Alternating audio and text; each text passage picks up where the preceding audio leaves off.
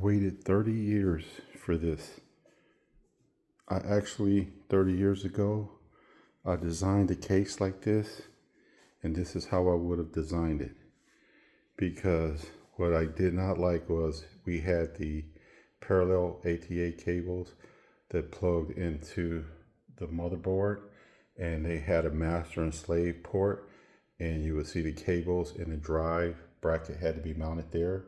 They had the CD-ROM drive and the floppy 3.5 inch and the 5.25 in the case, and the cables were there. But I always wanted the drive to be on the motherboard, and now we finally have NVMe drives.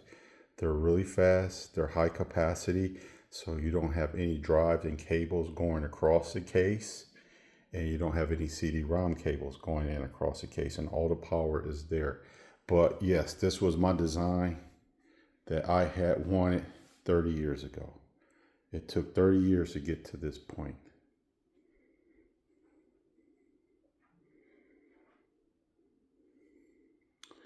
So this would be my dream case. I started a computer company and I called it Artcom. Artcom was artistic computers, and what it was I had like a marble finish on a case, and this was before they had the color IMAX.